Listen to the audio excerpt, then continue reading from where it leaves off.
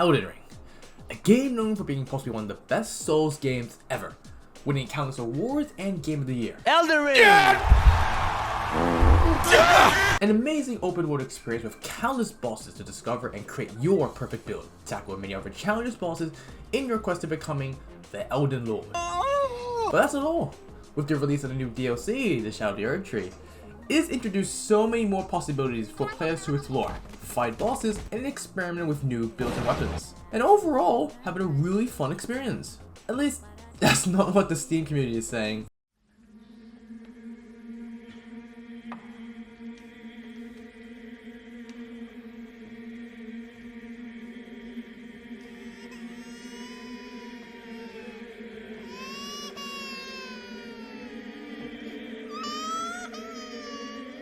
Anyways, how's it going, boss? It's Monopooma here, and today I'll be talking about Elden Ring, the Shadow of the Erdtree DLC. The Peak Gaming has come out with and swept the internet with so many clips from popular streamers and YouTubers, thousands of new players, and somehow a lot of hate and criticism. Shadow of the Erdtree, an Elden Ring DLC.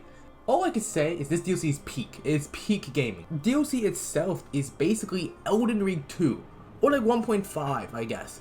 There's so much to unpack in this. I genuinely don't know where to start, but for now, we'll start with the Erdtree Fragments. Now, if you don't have TikTok brain rot like me, and you can't watch videos or read without Subway service on the bottom like myself, and you just skip all the useful information, the Erdtree Fragments and the Reverse Ashes are an important material you're going to need to collect for the DLC. You see, From Software knew if people came into this DLC with these broken builds, it'll be a walk in the park. There'll be no challenge. So, introducing the Fragments is essentially a massive nerf to every build ever. Everything is weak if you don't have these fragments. Essentially, when entering the DLC, you are basically starting at zero. Despite your OP build, it will do anything to any of the bosses. You figured this shit out of me!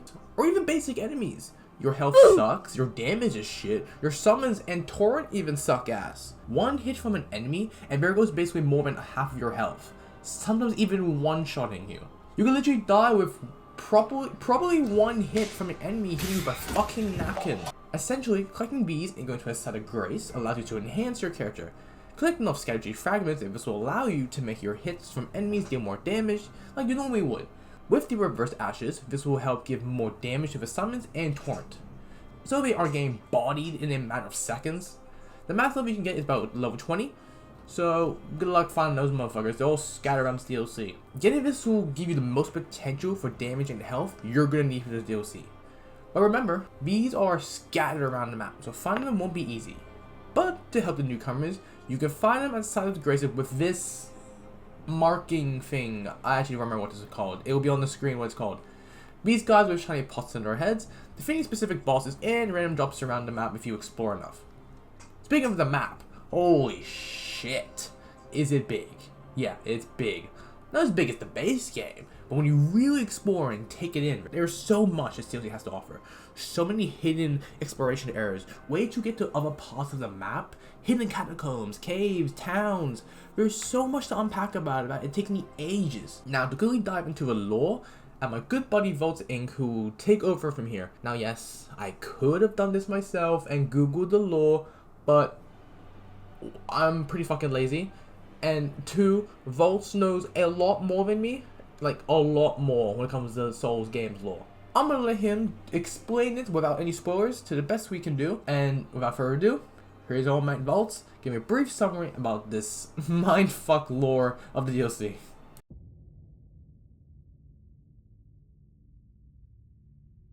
What are the Shadowlands and why are we traveling to them? Well, after defeating the champion of the festival Radahn and ending the dynasty of Mohg, the Tarnished is called to the Land of Shadow by Miquella the Kind. Our goal is to find what has happened to Miquella and what their goal is within the Land of Shadow. But we won't be able to do it alone. The followers of Miquella have entered the Shadow Realm along with us, and quite interestingly, they come from various factions and unified under one banner. Lady Leda, the Needle Knight of Miquella and leader of the followers of Miquella. Moore, a kind-hearted soul who speaks in broken sentences. He just likes collecting. Dryleaf Dane, a master of martial combat and longest-serving Miquellan follower. Sir Ansbach, a former servant of Lord Mohg. Redmane Freya, a former knight of Radahn. Thiolier, a Tarnished who is a master of poisons to compensate for his own fragility and weakness. The Hornsent, a nameless man of the Shadowlands who seemingly hates the Tarnished and Marika, but Miquella's journey has seemingly won his trust. Miquella has divested parts of his bodies in places he has walked, places that guided his journey through the Land of Shadow. Finding them is key to understanding what Miquella intends to do here. But those aren't the only secrets that lie within the Land of Shadow. What even is the Shadow Tree? What is Messmer's role in the Shadowlands? Who were the Hornsent and why were their cities crumbled and burnt? Why do the lands themselves look veiled? All of these questions can be explored within the DLC, and my god, putting all the pieces together as you travel through is such a good experience. Can't really go into more detail without massive spoilers, so bye. There you have it. That's a pretty good sum of the lore of the DLC. Huge thanks to Vaulting for the lore summary. Please follow his YouTube and TikTok, they'll be in the description below. I'll be honest with you, there's no way I've known any of this. I don't have the time to just go through every NPC, every little item, and read all of the thing. I ain't reading all that, okay? But let's get on to the next topic, and that's the bosses. Now, before we start talking about the bosses, I want to make it clear that a lot of these clips aren't actually mine, and I didn't really record any of the fights I fought. So we're gonna be using other people's clips to talk about the boss. So do not discredit them. Their YouTube will be in the bottom right corner, just so they're not discredited and I'm not stealing content. Also, to make my life even easier, we're gonna do a tier list on tier maker. So yeah, let's do it. Now, I'll say this. If you haven't played the DLC yet, I would recommend skip to wherever the thing says on the video. Skip there, because there will be spoilers for the future DLC bosses. If you don't want to get spoiled, skip here. But, without further ado, let's get into the bosses I've fought so far. And, wow. I love them. All the bosses are really good. Genuinely, they're amazing. But, there's about two or three exceptions. One, that fucking line that I hate. Fuck that line and these annoying bullshit combos. I don't know why, for some reason when you get him like a quarter to halfway health, he becomes a fucking avatar. Alright, you know what? Wind, electricity, ice. What the fuck going on with this man? He's not that bad though. I still really enjoyed his fight. He looks amazing. His combos are really fun. Honestly, he's a great boss. But he pissed me off a little bit. But I think everyone hates this boss. Fucking R'hllana. R'hllana. This bitch. Fuck her. I don't like her, okay? I don't like her. She's a bitch. Now, let me elaborate. R'hllana and her endless combos, plus those moons, bro. She probably, I've never had backshots, but those are probably the filthiest backshots ever. Like, holy shit, I needed both my Mimic and the extra summon to throw hands with this bitch. Like, she was something else, man, something else. But it was a great fight. R'hllana was an amazing boss, but fuck, she ruined my title hole like no other. Fucking piece of meat. Midra, Lord of the Frenzied Flame, and the Patrician Knight. Like, holy shit! The Knight was just annoying. He's really easy to like learn his combos, right? And he's actually a pretty cool boss. But fuck, that fucking horse that I hate. And this guy would just never stop moving. He loves running around, doesn't he? Plus he has this blue flame which gives you like front or back shots. And yeah, it's just kind of annoying when Bush is happening. Fuck, where do I even start? I don't know why, but Midra was just stupid. Now, before you roast me, Midra is an amazing boss. Generally, the cutscenes and the movesets he has, everything is amazing. He's a perfect boss. Maybe like my second or third favorite right now. But the only reason I was frustrated with him was not even him. It's not even his fault. It was my fault for being fucking dog ass and not dodging and panic rolling every time. I won't lie. I also, every time I dodge, I took like 10 billion years to heal, and as soon as I heal, he attacks me. So it's kind of on me. Like, he would always attack me with that fucking massive dildo stick. Like, holy shit, this guy, he pegs me hard. Despite these complaints, he's an amazing boss. Probably one of my favorite. He has such an awesome, interesting moveset that I was so addicted to. I loved him. But now we're going to my favorite boss. It has to be Messmer. In my opinion, Messmer, he's perfect. He's my Baba. I don't know why, but Mesmer, for some reason, he's just amazing. His design, his silly little combos, Touch me. his big Drake snake. Touch me harder. A lot of people struggled with this boss, got angry with him, and spent a lot of time. I did too. I fought Mesmer a lot, but for some reason, I was okay with it. You see, fighting Mesmer, I felt like I was at peace. I felt happy knowing I was gonna fight this inbred again. And that, like, I didn't want it to end. It felt like I truly found my soulmate, but in the video game. I found my soulmate in the video game. That sounds fucking sad. Jesus Christ. It just felt like we were meant for each other. Despite him always killing me every time with his big sticks and snake. You know, it was fine. I was never angry at him. I accepted him. But the moment I did have to beat him, it genuinely made me sad. I was really happy, don't get me wrong, but I was so sad knowing I won't be able to fight this boss again until I beat the DLC. Beating him, I felt a lot of joy, but a little bit of sadness knowing I won't be able to fight him again for a while.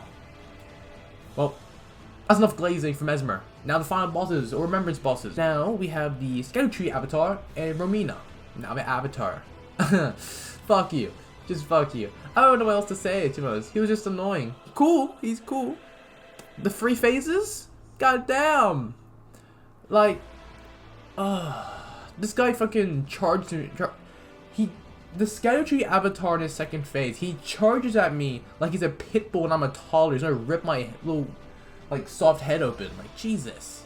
But Romina, I'm not gonna lie, Romina's probably the easiest boss in this DLC. I don't know if it's just me, but I beat her on my 3rd attempt somehow. This is just me, my angry little British man, and we went to town on her. Like, you gotta love blood builds, honestly. I was doing some pretty good damage. I don't know. Her moves seemed way too predictable, easy to dodge. It was just really easy to get all of the attacks in. But I think, in that regards of the bosses, or the remembrance bosses, they were all amazing bosses.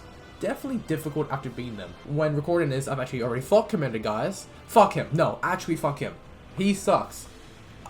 My friend told me to use a horse. That did not help at all. It sucked.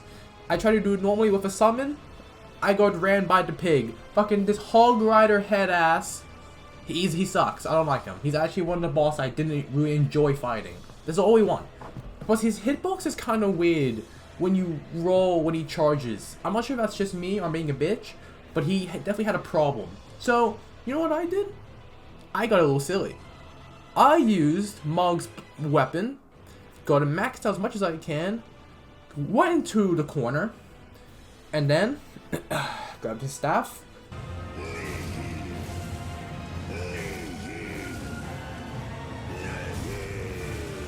I did that constantly, while he just could not hit me. Me and my summon were doing it. We were bleeding his little hog pussy out. It was perfect. Absolutely, I may have cheesed it, but I beat probably one of the most annoying bosses. So I'm happy. Now quickly the final things and small things. Loads of really cool items we can use, new incantations, spells, and weapons. There's so many new possibilities for builds. The replayability is amazing and endless. I'm excited to get back into the game and the DLC for so many possibilities. That's it for me. Well, at least I think it is. I don't know. I probably missed a lot of vital information about the DLC, but hey, let me know in the comments. Don't roast me too hard, even though you will. I can see it. All I can say so far is for those who complain how hard it is, get good. This game is really good. It's perfect in every way, and honestly, when it comes to Game of the Year, I don't think it will win it, but I think it's a really good contender for it. But I also wanted to mention again, please follow my boy Vaults Inc. Huge thanks to him for helping with the lore. Everything for him is in the description. This game's awesome. I can't wait to finish it. And yeah, that's been me. Thanks for watching, boys, and I'll talk to you later. Peace. You don't only have like a gay song in your outro, right? Grab your butt cheeks and pull out my willy. Stir your asshole like a hot pot of chili. I'm Hank Steele, the real queer cowboy.